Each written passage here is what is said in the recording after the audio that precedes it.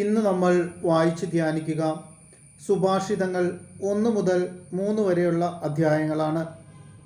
അധ്യായം 1. പുസ്തകത്തിൻ്റെ ഉദ്ദേശം. ദാവീദിൻ്റെ മകനും ഇസ്രായേൽ രാജാവുമായ സോളമൻ്റെ സുഭാഷിതങ്ങൾ.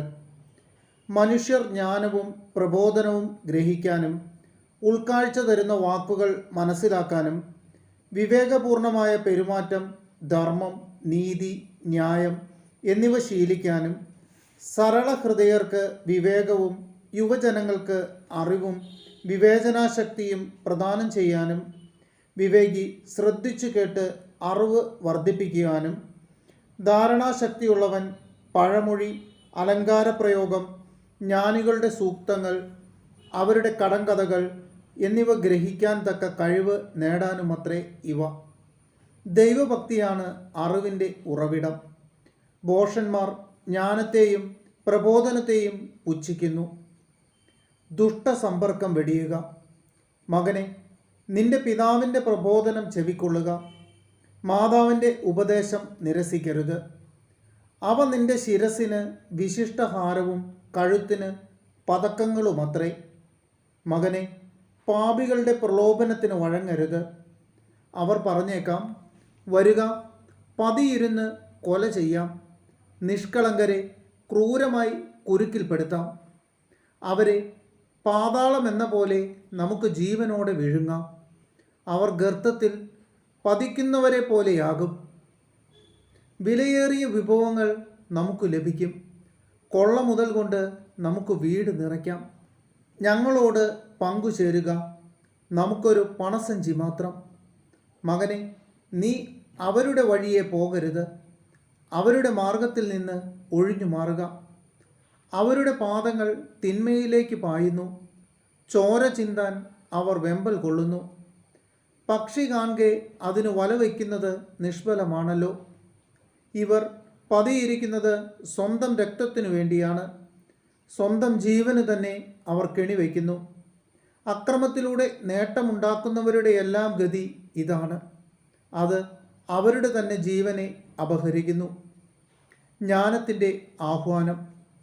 ജ്ഞാനം തെരുവിൽ നിന്ന് ഉച്ചത്തിൽ വിളിച്ചറിയിക്കുന്നു, ചന്തസ്ഥലങ്ങളിൽ അവൾ ഉദ്ഘോഷിക്കുന്നു. കോട്ടമുകളിൽ നിന്നുകൊണ്ട് അവൾ പ്രഖ്യാപിക്കുന്നു, നഗര കവാടങ്ങളിൽ നിന്ന് അവൾ സംസാരിക്കുന്നു. ഭോഷരെ, നിങ്ങൾ എത്ര നാൾ ഭോഷരായി കഴിയും? എത്ര നാൾ പരിഹാസകർ പരിഹാസത്തിൽ ആഹ്ലാദിക്കുകയും മൂഢർ അറിവിനെ നിന്ദിക്കുകയും ചെയ്യും? എൻ്റെ ശാസന ശ്രദ്ധിക്കുക, എൻ്റെ ചിന്തകൾ ഞാൻ നിങ്ങൾക്ക് പകർന്നു തരാം, എൻ്റെ വാക്കുകൾ ഞാൻ നിങ്ങൾക്ക് മനസ്സിലാക്കി തരാം. ഞാൻ വിളിച്ചിട്ടും നിങ്ങൾ ശ്രദ്ധിക്കാൻ വിസമ്മതിച്ചു, ഞാൻ കൈ നീട്ടിയിട്ടും ആരും ഗവനിച്ചില്ല. നിങ്ങൾ എൻ്റെ ഉപദേശം അപ്പാടെ അവഗണിക്കുകയും എൻ്റെ ശാസന നിരാകരിക്കുകയും ചെയ്തു.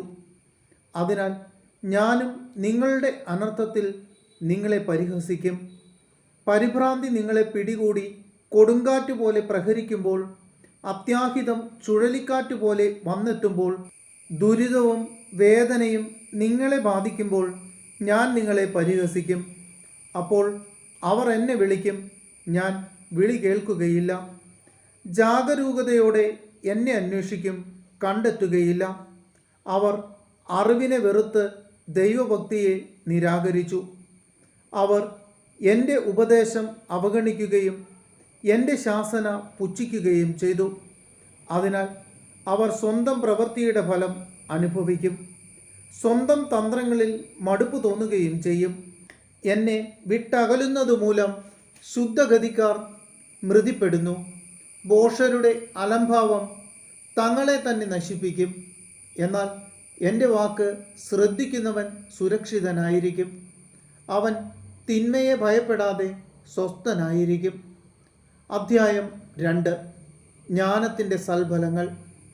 മകനെ, എൻ്റെ വാക്കു കേൾക്കുകയും എൻ്റെ നിയമം കാത്തു സൂക്ഷിക്കുകയും ചെയ്യുക. നീ ജ്ഞാനത്തിന് ചെവി കൊടുക്കുകയും അറിവിൻ്റെ നേരെ നിന്റെ ഹൃദയം ചായ്ക്കുകയും ചെയ്യുക. പൊരുളറിയാൻ വേണ്ടി കേണപേക്ഷിക്കുക, അറിവിനു വേണ്ടി വിളിച്ചപേക്ഷിക്കുക.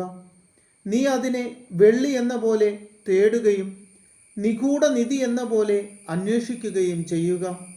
അപ്പോൾ നീ ദൈവഭക്തി എന്തെന്ന് ഗ്രഹിക്കുകയും ദൈവത്തെക്കുറിച്ചുള്ള അറിവ് നേടുകയും ചെയ്യും. എന്തെന്നാൽ കർത്താവ് ജ്ഞാനം നൽകുന്നു.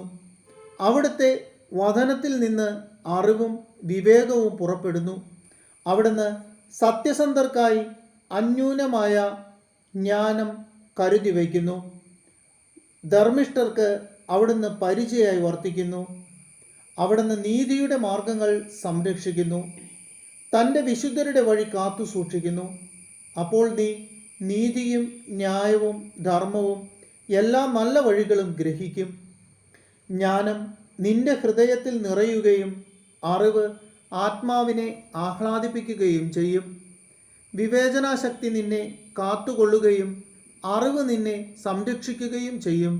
ദുർമാർഗത്തിൽ നിന്നും ദുർഭാഷികളിൽ നിന്നും അത് നിന്നെ മോചിപ്പിക്കും. അവരാകട്ടെ ഇരുളിന്റെ വഴികളിൽ ചരിക്കാൻ സത്യസന്ധതയുടെ മാർഗങ്ങൾ ഉപേക്ഷിക്കുന്നു.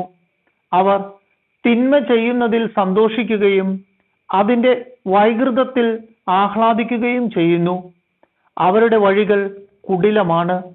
അവർ നേർവഴി വിട്ടു നടക്കുന്നു. നീ ദുശ്ചരിതയായ സ്ത്രീയിൽ നിന്ന്, സ്വൈരിണിയുടെ ചടുവാക്കുകളിൽ നിന്ന് രക്ഷപ്പെടുക. അവൾ തൻ്റെ യൗവനത്തിലെ സഹചരനെ പരിത്യജിക്കുകയും തൻ്റെ ദൈവത്തിൻ്റെ ഉടമ്പടി വിസ്മരിക്കുകയും ചെയ്യുന്നു. അവളുടെ ഭവനം മരണത്തിൽ താഴുന്നു. അവളുടെ പാത നിഴലുകളുടെ ലോകത്തിലേക്ക് നയിക്കുന്നു. അവളുടെ അടുത്തേക്ക് പോകുന്നവർ മടങ്ങി വരുന്നില്ല. ജീവന്റെ വഴികൾ വീണ്ടെടുക്കുന്നുമില്ല. അതിനാൽ നീ സജ്ജനങ്ങളുടെ വഴിയിൽ സഞ്ചരിക്കുക. നീതിമാന്മാരുടെ മാർഗത്തിൽ നിന്ന് വ്യതിചലിക്കരുത്. സത്യസന്ധർ ദേശത്തു വസിക്കുകയും ധർമ്മിഷ്ഠർ അവിടെ നിലനിൽക്കുകയും ചെയ്യും. ദുഷ്ടരാകട്ടെ ദേശത്തു നിന്ന് വിച്ഛേദിക്കപ്പെടും. വഞ്ചകർ പിഴുതെറിയപ്പെടും. അധ്യായം 3. കർത്താവിനോട് വിശ്വസ്തത. മകനെ, എൻ്റെ ഉപദേശം വിസ്മരിക്കരുത്. നിന്റെ ഹൃദയം എൻ്റെ കൽപ്പനകൾ പാലിക്കട്ടെ. അവ നിനക്ക് ദീർഘായുസ്സും സമൃദ്ധമായി ഐശ്വര്യവും നൽകും. കരുണയും വിശ്വസ്തതയും നിന്നെ പിരിയാതിരിക്കട്ടെ. അവയെ നിന്റെ കഴുത്തിൽ ധരിക്കുക. ഹൃദയഫലകത്തിൽ രേഖപ്പെടുത്തുകയും ചെയ്യുക. അങ്ങനെ നീ ദൈവത്തിൻ്റെയും മനുഷ്യരുടെയും ദൃഷ്ടിയിൽ പ്രീതിയും സൽകീർത്തിയും നേടും. കർത്താവിൽ പൂർണ്ണ ഹൃദയത്തോടെ വിശ്വാസമർപ്പിക്കുക. സ്വന്തം ബുദ്ധിയെ ആശ്രയിക്കുകയുമരുത്. നിന്റെ എല്ലാ പ്രവൃത്തികളും ദൈവവിചാരത്തോടെയാകട്ടെ. അവിടുന്ന് നിനക്ക് വഴി തെളിച്ചു തരും. ജ്ഞാനി എന്ന് സ്വയം ഭാവിക്കരുത്. കർത്താവിനെ ഭയപ്പെട്ട് തിന്മയിൽ നിന്ന് അകന്നു മാറുക. അത് നിന്റെ ശരീരത്തിന് ആരോഗ്യവും അസ്ഥികൾക്ക് അനായാസതയും നൽകും. കർത്താവിനെ നിന്റെ സമ്പത്ത് കൊണ്ടും നിന്റെ എല്ലാ ഉൽപ്പന്നങ്ങളുടെയും ആദ്യ ഫലങ്ങൾ കൊണ്ടും ബഹുമാനിക്കുക. അപ്പോൾ നിന്റെ ധാന്യപ്പുരകൾ സമൃദ്ധി കൊണ്ട് നിറയുകയും നിന്റെ ചക്കുകളിൽ വീഞ്ഞ് നിറഞ്ഞു കവിയുകയും ചെയ്യും. കർത്താവിൻ്റെ ശിക്ഷണത്തെ നിന്ദിക്കരുത്. അവിടുത്തെ ശാസനത്തിൽ മടുപ്പ് തോന്നുകയുമരുത്. എന്തെന്നാൽ പിതാവ് പ്രിയപുത്രനെ എന്ന പോലെ കർത്താവ് താൻ സ്നേഹിക്കുന്നവനെ ശാസിക്കുന്നു. ജ്ഞാനം അമൂല്യം. ജ്ഞാനം നേടുന്നവനും അറിവ് ലഭിക്കുന്നവനും ഭാഗ്യവാനാണ്. എന്തെന്നാൽ അതുകൊണ്ടുള്ള നേട്ടം വെള്ളിയെയും സ്വർണത്തെയും കാൾ ശ്രേഷ്ഠമാണ്. അവൾ രത്നങ്ങളെക്കാൾ അമൂല്യമാണ്. നിങ്ങൾ കാക്ഷിക്കുന്നതൊന്നും അവൾക്ക് തുല്യമല്ല. അവളുടെ വലത്തു കൈയിൽ ദീർഘായുസ്സും ഇടത്തു കൈയിൽ സമ്പത്തും ബഹുമതിയും സ്ഥിതി ചെയ്യുന്നു. അവളുടെ മാർഗങ്ങൾ പ്രസന്നവും സമാധാനപൂർണവുമാണ്. അവളെ കൈവശപ്പെടുത്തുന്നവർക്ക് അവൾ ജീവന്റെ വൃക്ഷമാണ്. അവളെ മുറുകെ പിടിക്കുന്നവർ സന്തുഷ്ടരെന്ന് വിളിക്കപ്പെടുന്നു. കർത്താവ് ജ്ഞാനത്താൽ ഭൂമിയെ സ്ഥാപിച്ചു. വിജ്ഞാനത്താൽ ആകാശത്തെ ഉറപ്പിച്ചു. അവിടുത്തെ വിജ്ഞാനത്താൽ സമുദ്രങ്ങൾ പൊട്ടിപ്പുറപ്പെട്ടു. മേഘങ്ങൾ മഞ്ഞു പൊഴിക്കുന്നു. മകനെ, അന്യൂന്യമായ ജ്ഞാനവും വിവേചനാശക്തിയും പുലർത്തുക. അവ നിന്റെ ദൃഷ്ടിയിൽ നിന്ന് മാഞ്ഞു പോകാതിരിക്കട്ടെ. അവ നിന്റെ ആത്മാവിന് ജീവനും കണ്ടത്തിന് ആഭരണവുമായിരിക്കും. അങ്ങനെ നീ നിന്റെ വഴിയിൽ സുരക്ഷിതനായി നടക്കും, നിന്റെ കാലിടറുകയില്ല. നീ നിർഭയനായിരിക്കും, നിനക്ക് സുഖനിദ്ര ലഭിക്കുകയും ചെയ്യും. അയൽക്കാരനോടുള്ള കടമകൾ. കിടിലം കൊള്ളിക്കുന്ന സംഭവങ്ങൾ കൊണ്ടോ ദുഷ്ടരുടെ നാശം കണ്ടോ നീ ഭയപ്പെടരുത്. കർത്താവ് നിന്റെ ആശ്രയമായിരിക്കും.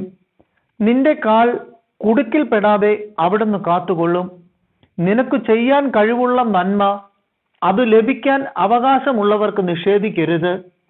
അയൽക്കാരൻ ചോദിക്കുന്ന വസ്തു നിന്റെ കൈവശമുണ്ടായിരിക്കെ പോയി വീണ്ടും വരിക, നാളെ തരാം എന്ന് പറയരുത്. നിന്നെ വിശ്വസിച്ചു പാർക്കുന്ന അയൽക്കാരനെ ദ്രോഹിക്കാൻ ആലോചിക്കരുത്.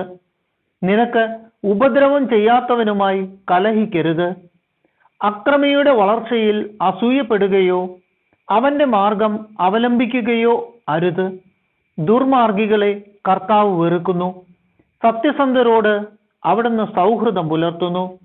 ദുഷ്ടരുടെ ഭവനത്തിന്മേൽ കർത്താവിന്റെ ശാപം പതിക്കുന്നു, എന്നാൽ നീതിമാന്മാരുടെ ഭവനത്തെ അവിടുന്ന് അനുഗ്രഹിക്കുന്നു. നിന്ദിക്കുന്നവരെ അവിടുന്ന് നിന്ദിക്കുന്നു, വിനീതരുടെ മേൽ കാരുണ്യം പൊഴിക്കുന്നു. ജ്ഞാനികൾ ബഹുമതി ആർജിക്കും, ഭോഷർക്ക് അവമതി ലഭിക്കും.